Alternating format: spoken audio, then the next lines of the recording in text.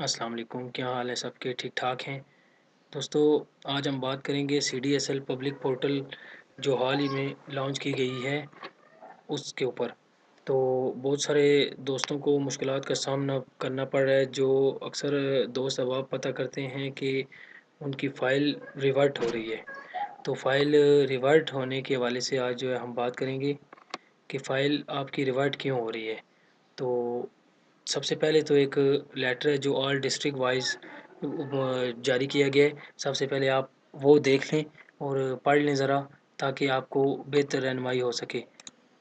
ये देखें, नोटिस आया है कि अपनी फ़ाइल खुद अपलोड करनी है। किसी भी स्टॉम्प पेपर वाले या किसी भी थर्ड पर्सन से आपने अपनी फ़ाइल अपलोड नहीं करवानी। और अपना आईडी और पासवर्ड आपने अपने पास संभाल के रखना है, किसी के साथ शेयर नहीं करना, ठीक है।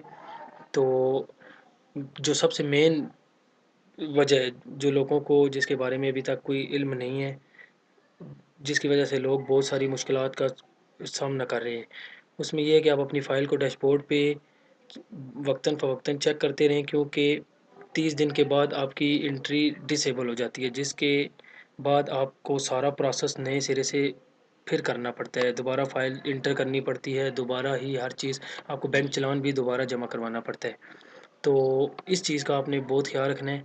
और उसके बाद रिवर्ट का कुछ इशू आ रहे हैं, जो लोगों को जिस चीज़ का सामना करना पड़ रहा है वो शेयर करूँगा आपके साथ, ताकि आपको बेहतर जो है वो रहनुमाई हासिल हो सके। तो चलिए शुरू करते हैं। अभी सबसे पहले जिस तरह की ये देखिए, मेरे पास एक फ़ाइल है। इसको आप अपना आईडी और पासवर्ड, सबसे पहले आपने जिस चीज़ का ख्याल रखना है, आपने अपना आईडी और पासवर्ड बिल प्रोप्राइटर के नाम से बनाना है।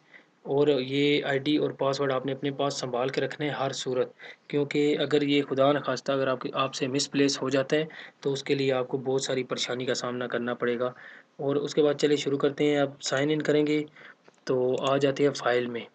फ़ाइल में आएंगे तो आप सबसे पहले रिवर्ट में जा अगर आपकी फ़ाइल रिवर्ट हो जाती है तो आप चेक करेंगे। आप इस पे, ये आपका जो ट्रैकिंग आईडी नंबर है, इस पे क्लिक करेंगे तो ये आपका आ गया रिमार्क हिस्ट्री।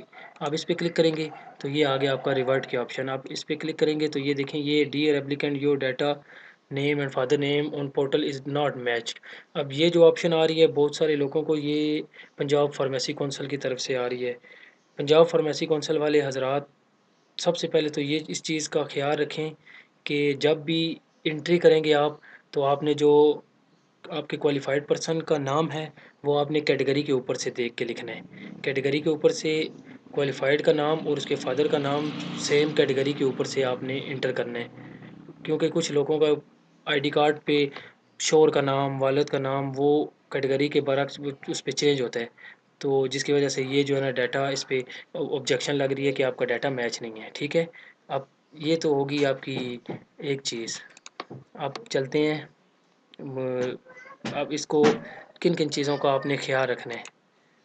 अब सबसे पहले तो आप आते हैं हम आगे अपलोडिंग में। एंट्री तो चलें आपकी हो गई। अब अपलोडिंग में आते हैं। अपलोडिंग में आने के बाद सबसे पहले आपने इस चीज़ का ख्याल रखना है कि आपने रेंट डीड और पुलिस वेरिफिकेशन वो आपने PDF फाइल में अपलोड करनी है। इस बात का आपने लाजमी ख्याल रखना है कि रेंट डीड और पुलिस वेरिफिकेशन दोनों PDF फाइल में एक साथ आपने अपलोड करनी है।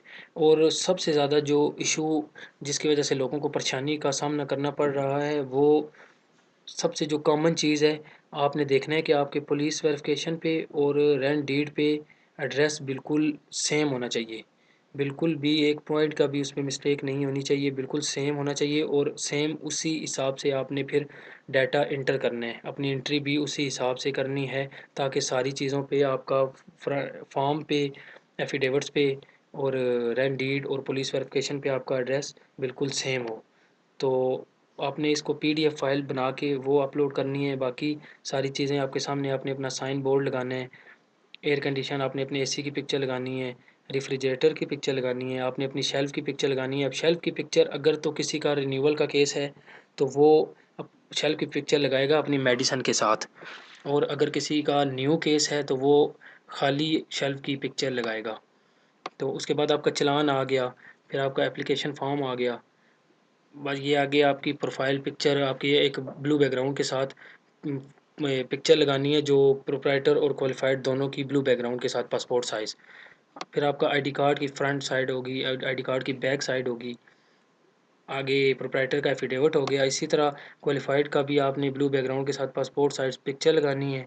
उसके बाद आपने उनके आईडी कार्ड की फ्रंट साइड, आईडी कार्ड की बैक साइड और एफिडेविट्स और उनकी कैटेगरी ओरिजिनल स्कैन, उस कैटेगरी का रिन्यूअल और आपकी जो बेंच उनके वेरिफिकेशन की फ़ीस पे की है आपने, वो आपने अपलोड करनी है यहाँ पे।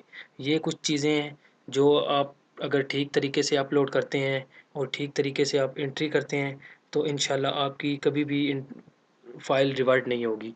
रिवर्ट होने की सबसे जो कॉमन वजह है वो आपका एड्रेस ना मैच करना है, क्योंकि अक्सर आपके रेंट डीड पे और पुलिस वेरिफिकेशन पे एड्रेस मैच नहीं करता है, जिसकी वजह से आपकी जो एंट्री आपकी होती है वो भी गलत हो जाती है, जिसकी वजह से आपकी फ़ाइल रिवर्ट हो जाती है। तो इन छोटी मोटी चीज़ों का आप ख्याल करेंगे तो इंशाल्लाह आपकी फ़ाइल कभी रिवर्ट नहीं होगी।